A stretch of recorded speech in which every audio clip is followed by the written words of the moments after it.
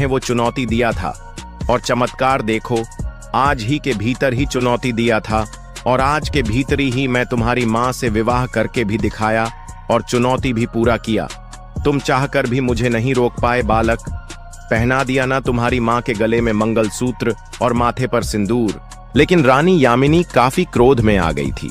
उसके पास भी कुछ दिव्या शक्ति तंत्र मंत्र आता था, शक्तियों का कुछ ज्ञान था, इसलिए उसे तांत्रिक बाबा को निपटाने में लग गई थी।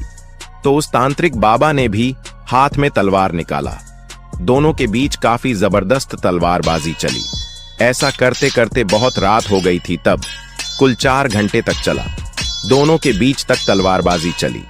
कोई हार मानने का नाम नहीं ही ले रहा था। लेकिन अंत में तलवारबाजी करते करते रानी यामिनी भी हार मानने को तैयार नहीं थी।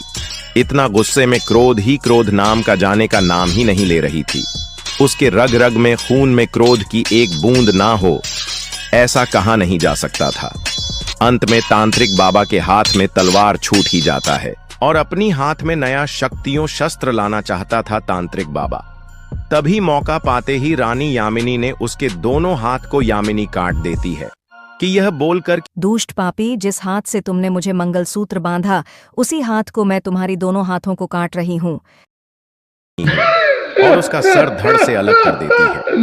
और उसकी तांत्रिक बाबा की सर को रानी यामिनी ने इतना काफी दूर घुमा के, अपने हाथ से तेज जोरदार घुमा के इतना दूर फेंकी थी जैसे मानो कि अंतरिक्ष से बाहर फेंका गया हो।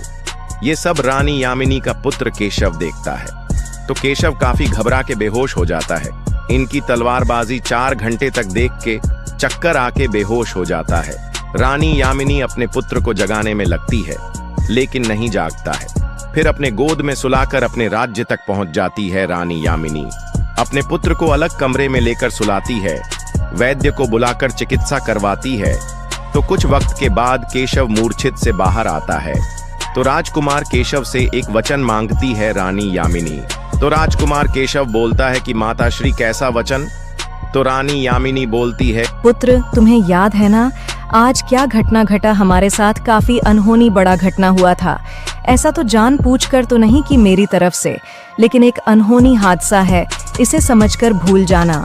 और पुत्र, मुझे हमेशा हमेशा के लिए वचन देना कि आज के बाद यह बात गोपनीय रहेगी, हम दोनों के सिवा। कहीं राज्य में कहीं बाहर तक नहीं फैलनी चाहिए। तो केशव वचन देता है कि माताश्री, आप बिल्कुल चिंतित मत होइएगा है। मैं आपको वचन देता हूँ कि मैं आपकी आत्मसम्मान की रक्षा करूंगा, मरते दम तक यह